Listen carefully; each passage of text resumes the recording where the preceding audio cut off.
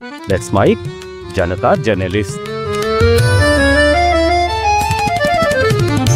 नमस्कार, let's mic में आपका स्वागत है। मैं हूं राखी जैन। जनता जर्नलिस्ट में हम बात करते हैं जनता के सवालों की, उनकी जरूरतों की और उन वादों की जो सरकारें करती तो हैं लेकिन निभाती कितनी हैं, आज ही हम जानेंगे।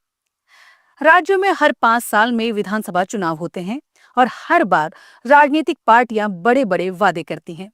लेकिन सवाल ये है कि क्या ये वादे पूरे होते हैं? क्या सरकार बनने के बाद ये वादे उनकी प्राथमिकता में रहते हैं या चुनाव खत्म होते ही उन्हें भुला दिया जाता है? फिलहाल बिहार में एक बार फिर विधानसभा चुनाव सामने हैं।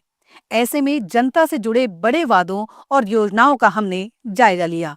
आज बात करते हैं हर घर नल का जल योजना की। सरकार ने इस योजना के बड़े बड़े दावे किए, लेकिन हकीकत ये है कि इस योजना को हर घर सिर्फ नल ही नल, कहाँ है जल कहा जाए तो कुछ गलत नहीं होगा। बिहार में हर घर नल का जल योजना की शुरुआत सितंबर 2016 में की गई थी। इसका उद्देश्य था कि हर घर तक नल के जरिए पीने का पानी पहुंचाया जाए। ये योजना बिहार सरकार के 7 निश्चय कार्यक्रम का हिस्सा थी। इसके तहत 2 योजनाएं बनी: मुख्यमंत्री ग्रामीण पेयजल निश्चय योजना, मुख्यमंत्री शहरी पेयजल निश्चय योजना। इन योजनाओं का लक्ष्य था कि साल 2024 तक हर व्यक्ति को हर दिन कम से कम 70 लीटर साफ पानी नल के जरिए मिले। सरकारी दावे के अनुसार 29,245 करोड़ रुपए खर्च करके 1,14,651 वार्डों में से 1,13,472 वार्डों में काम पूरा हो गया है। लेकिन जमीनी हकीकत अलग है। कई नगर पंचायतों में आधे से अधिक घरों तक पानी नहीं पहुंचा है। इस योजना में कई समस्याएं रहीं। पहली भ्रष्टाचार, दूसरी लागू करने में लापरवाही और तीसरी तकनीकी खामियां। कुछ इलाकों में ये योजना जरूर सफल रही, लेकिन बहुत सारे गांवों और शहरों में या तो पानी पहुंचा ही नहीं या पानी की गुणवत्ता बहुत खराब रही। सरकारी रिपोर्ट्स भले ही 99% कवरेज का दावा करें, लेकिन कई जगह लोग अब भी पानी के लिए परेशान हैं। यही नहीं, योजना के ठेके उप मुख्यमंत्री के रिश्तेदारों को मिलने से इस पर राजनीति और शक का साया भी पड़ गया है। कई जगह टावर बने लेकिन टंकी नहीं लगी, कहीं मोटरें नहीं लगी और जहां लगी वहां जल्दी खराब हो गई। आधिकारिक रिपोर्ट्स में भले ही 99% कवरेज का दावा है, लेकिन असली डेटा 80 से 85% तक ही पहुंचता है। स्थानीय रिपोर्ट बताती है कि कई गांवों में पानी की सप्लाई अब भी सही नहीं है और लोग कुएं या हैंडपंपों से पानी लाने को मजबूर हैं। जैसा कि राजनीति में अक्सर होता है, ये योजना भी राजनीतिक विवादों का केंद्र रही। विपक्ष ने इसे भ्रष्टाचार का प्रतीक बताया।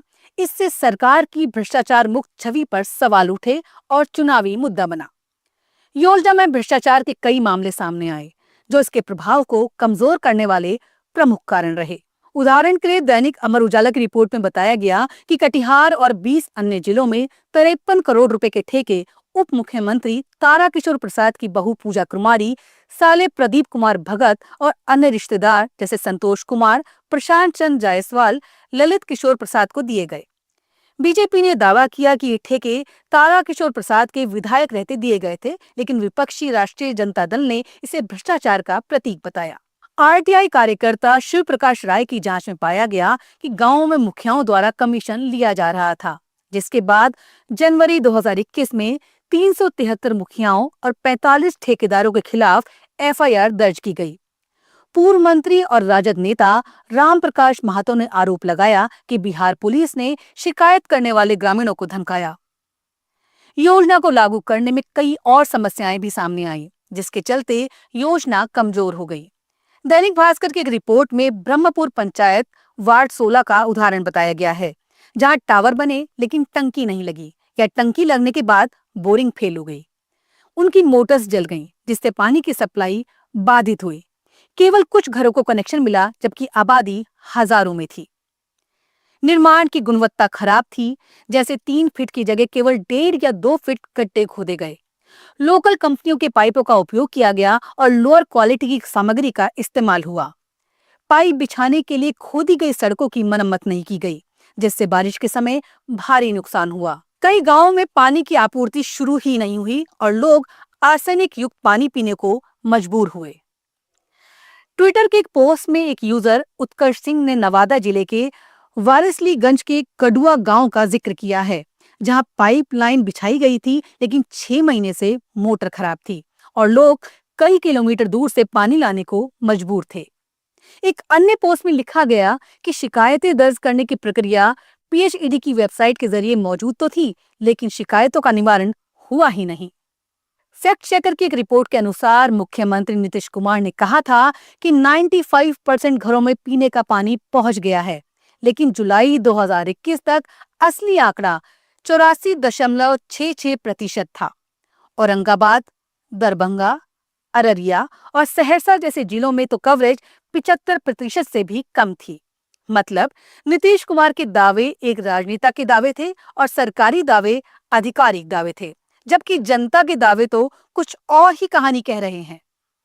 कांग्रेस प्रवक्ता रणदीप सिंह सुरजेवाला ने इसे हर नेता ठेका योजना कहकर सरकार पर निशाना साधा और उप मुख्यमंत्री के इस्तीफे की मांग की। आरजेडी ने दावा किया कि 73% नल बंद पड़े हैं और 50% गांवों में काम शुरू ही नहीं हुआ। ट्विटर पे कई स्थानीय नागरिकों ने दूर दूर से पानी लेकर आते लोगों की फोटो शेयर की है और दक्षिण बिहार में पेयजल संकट की बात की है। 2022 में मंत्री रामप्रीत पासवान ने कहा कि योजना अपने लक्ष्य तक पहुंच गई और 6,000 करोड़ रुपए का बचा हुआ फंड केंद्र को लौटा दिया गया। तब ये सवाल उठा कि क्या फंड का पूरी तरह उपयोग हुआ या प्रबंधन में कमी थी? इतना पैसा कैसे बच गया? क्योंकि योजनाओं को पूरा करने में देरी से तो लागत बढ़ती है। फिर इस योजना में ऐसा क्या हुआ कि 6,000 करोड़ रुपए केंद्र को लौटाना पड़ा? इसी वर्ष मार्च में आई कुछ रिपोर्ट्स में बताया गया है कि 18,47,000 परिवारों को कनेक्शन दिया गया है, फिर भी 75,000 परिवार अब भी इससे वंचित हैं। योजना का मोटा मोटा आकलन करें तो स्थिति कुछ यूं निकल कर आती है कि कुछ इलाकों में नल तो लगे हैं, लेकिन पानी की सप्लाई नियमित नहीं है। उदाहरण के लिए परबत्ता प्रखंड में गर्मी के मौसम में जल मीनारों से जल आपूर्ति ठप हो गई है, जिससे लोग परेशान हैं। अनेक जगह पाइपलाइन में रिसाव और घटिया सामग्री के उपयोग की शिकायतें मिली हैं, जिससे जल आपूर्ति बाधित हो रही है।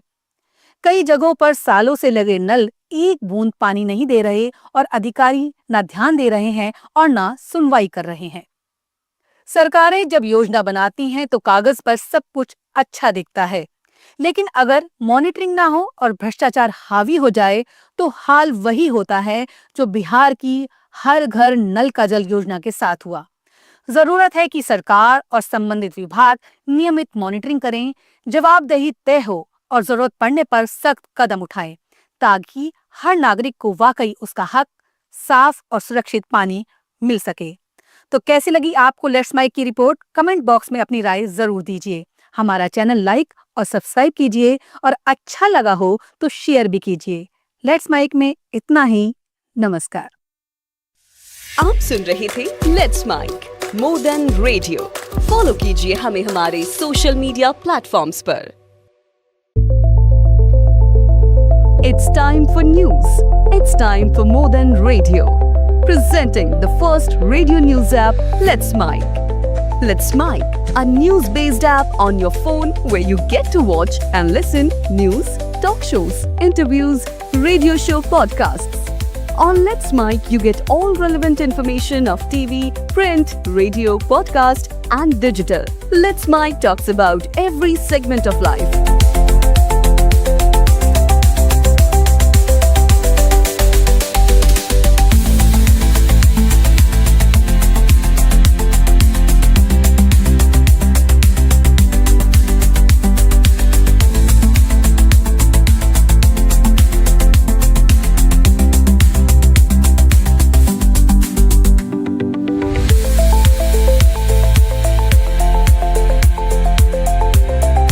Let's Mic is not just a revolutionary idea. Download the app now from Play Store. Available both on Android and iOS mobile phones. Follow us on YouTube, Instagram, Twitter, LinkedIn, Facebook, Telegram, WhatsApp, Snapchat. Let's talk, let's connect, and let's Mic.